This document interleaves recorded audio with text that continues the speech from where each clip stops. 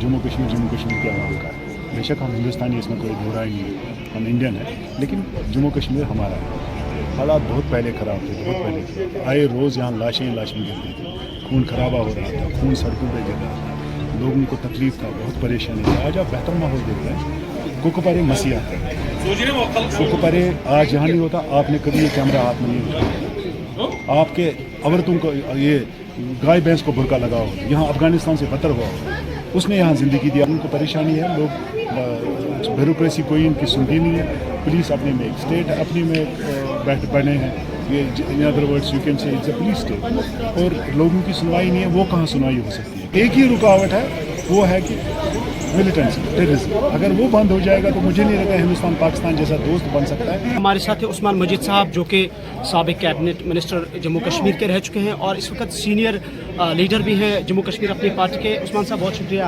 आपके वक्त का। पहले हम आपसे ये जानना चाहेंगे कि इस वक्त जो करंट पॉलिटिकल सिनेरियो है जम्मू कश्मीर में, आप इसको कैसे देखते हैं और क्या महसूस करें आप ओवरऑल जो सिचुएशन है? देखिए, माहौल तो बहुत बेहतर है। अगर हम 19 से पहले का माहौल देखें, वो थोड़ा ख़राब था, गड़बड़ था। आए रोज़ कोई ना कोई ऐसे वाक़ात होते रहते थे। ठीक है, उसके बाद थोड़ी सी मिलिटेंसी भी है, लेकिन मिलिटेंसी का ग्राफ भी डाउन है। ऑनेस्टली स्पीकिंग, ऐसा नहीं है कि हम ये बताएंगे कि किसी को खुश करने के लिए। माहौल पॉलिटिक्स के लिए ठीक है। अब मुझे नहीं लगा गवर्नमेंट ऑफ इंडिया कुछ अब कोई बनता है, हक बनता है कि इसको असम्बली इलेक्शन को। हर इलेक्शन अभी तक हुआ, इन हालात में जहाँ हालात ख़राब थे, इलेक्शन होते रहे। तो अब क्या है कि आप ये कहेंगे कि माहौल ठीक नहीं है, लेकिन मैं समझता हूँ, मेरे नज़रों में यहाँ माहौल पॉलिटिकल एक्टिविटी के लिए साजगार है, और वो पॉलिटिकल एक्टिविटी जो बाकी मुल्क के हिस्सों में हो रही है, उसकी शुरुआत नहीं होनी चाहिए। चूँकि आपने यहाँ एटमॉस्फेयर की बात की कि एटमॉस्फेयर बिल्कुल ठीक ठाक है, लेकिन जब हम थोड़ा सा कुछ 1 महीने 2 महीने पहले की बात करते हैं तो हम राजौरी इंसिडेंट पेश आता है, और इसके बाद 2 जम्मू में बैक टू बैक ब्लास्ट्स होते हैं, और पंडित का जहाँ तक ताल्लुक़ है वो भी, उससे भी आप काफ़ी बाखबर हैं। तो क्या आपको लगता है कहीं ना कहीं और ज़्यादा माहौल को बेहतर बनाने के लिए कुछ स्ट्रैटेजी की ज़रूरत है? या 90 के हम मुकाबला जब हम करते हैं, उसका बैलेंस हम करते हैं हालातों से, 90 और आज के काफ़ी बेहतर है। हालात बहुत पहले ख़राब थे, बहुत पहले आए रोज़ यहाँ लाशें गिरती थी, खून खराबा हो रहा था, खून सड़कों पे गिर रहा था, लोगों को तकलीफ था, बहुत परेशानी थी। आज आप बेहतर माहौल देख रहे हैं।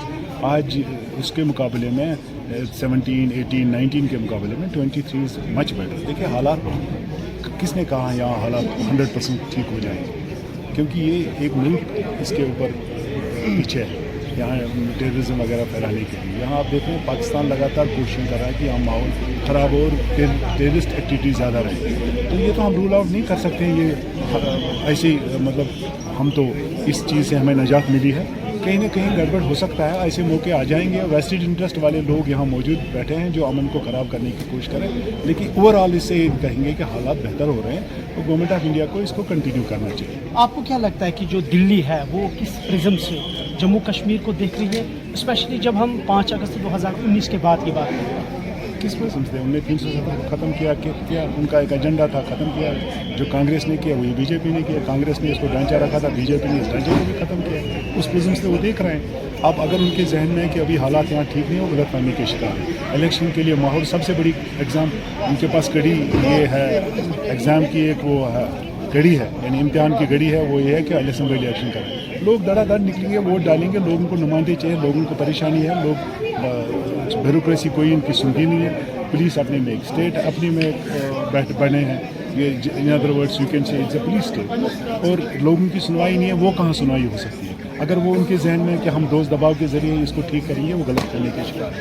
उनको चाहिए कि इस वक्त इमीडिएटली डेमोक्रेसी को रेस्टोर करें कश्मीर के। सरकार की जानिब से एंटी एनक्रोचमेंट ड्राइव इस वक्त चलाई जा रही है। दूसरा ये कि 5 अगस्त 2019 के बाद हमने देखा कि कई सारे जो लैंड लॉज हैं उनमें अमेंडमेंट की गई, और ओवरऑल जो यहाँ पर ज़री कवानीन यहाँ पर बनाए गए हैं 5 अगस्त के बाद, आप इसको कैसे देखते हो? हम ये समझ रहे हैं कि जम्मू कश्मीर के अवाम का है। बेशक हम हिंदुस्तानी, इसमें कोई दो राय नहीं है, हम इंडियन है, लेकिन जम्मू कश्मीर हमारा है। اور اس پہ ہمارا حق ہے. ایسا نہیں ہوگا کہ کوئی ہم باہر سے آ کے زبردستی یہاں آ کے بسے گا, یہ پاسبل نہیں ہے. دوسری جہاں تک انکروچمنٹ ڈرائیو کا سوال ہے, میں آپ کو یہ عزیز صاحب کا اسٹیٹمنٹ آپ نے پچھلے بار جو انہوں نے بولا, ابھی آرڈر نہیں نکلا اس میں, انہوں نے بولا تھا کہ غریب عوام کو کوئی نہیں چھیڑے گا, جو لینڈ شارکس ہیں بڑے لوگ ہیں جنہیں زمین پہ قبضہ کیا ان سے زمین لیں گے. خاص کر انہوں نے روشنی کی ذکر کی ہے جس کا کورٹ کی طرف سے ڈائریکشن ہے.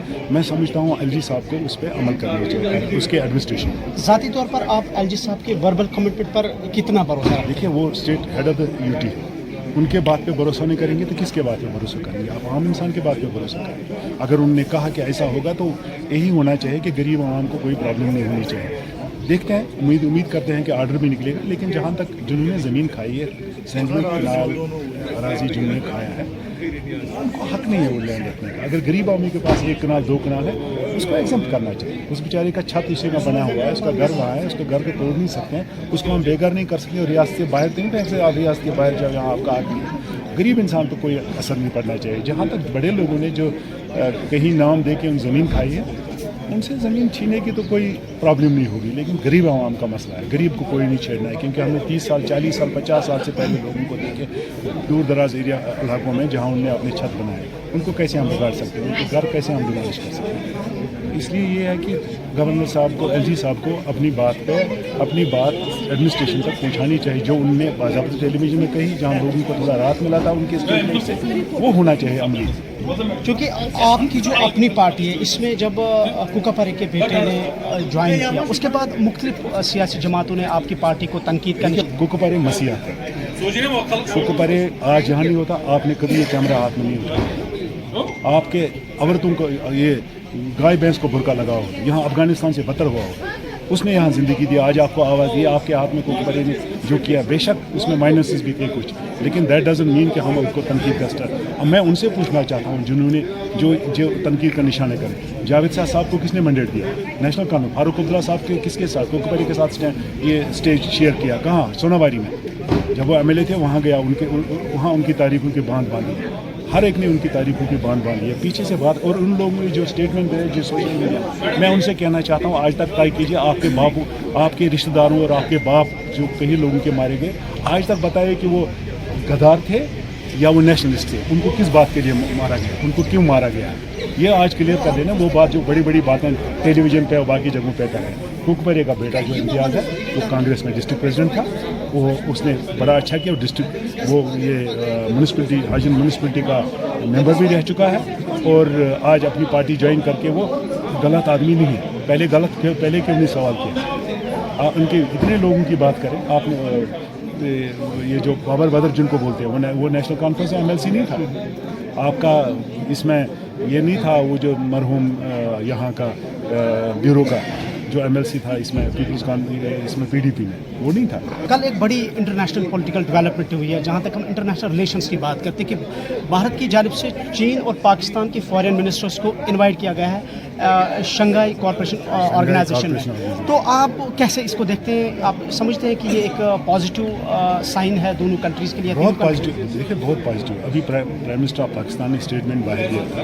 انہوں نے کہا کہ ہندوستان پاکستان کو بات دوستی کرنی چاہیے, دشمنی میں کچھ نہیں نکلا. ہم اس کو سراہتے ہیں. اسی کی ایک کڑی ہے کہ آج ان کے فارن منسٹر کو ایس سی او میں بلایا گیا ہے, اور وہاں چائنیز فارن منسٹر بھی شاید ہے, ان کو بھی انوائٹ کیا گیا ہے. یہ اچھی بات ہے. ریجن میں امن رہنا چاہیے. اور انہوں نے دیکھا, پاکستان نے بھی دیکھا ان کو کیا حاصل کیا, وہ اپنے ملک کو ہی خراب کیا. اب بڑی بات ہے کہ وہ ٹیررزم اگر بند کریں گے, راحت کا سانس یہاں ملے گا, دونوں ملک تو دوست بنیں گے. ایک ہی رکاوٹ ہے, وہ ہے کہ ملیٹنسی, ٹیررزم. اگر وہ بند ہو جائے گا تو مجھے نہیں لگتا ہندوستان پاکستان جیسا دوست بن سکتا ہے. کوئی فرق نہیں ہے آپس میں. جو اکنامیکل پوزیشن جو پاکستان کی خراب ہے, اور اس کا لابھ پورے ریجن کو مل سکتا ہے. چائنا بھی اس کا اچھا اثر پڑے گا, انڈیا میں بھی اثر پڑے گا, اور پاکستان میں تو اثر پڑ ہی جائے گا اگر تینوں ملک دوست بن جاتے ہیں. کیونکہ وقت کی ضرورت ہے. آج کی دنیا نے پیدا کیا ہے اکنامک باؤنڈری سب سے بڑی بات ہے, اور باقی جغرافیکل باؤنڈریز تو کنسیڈریشن نہیں ہے.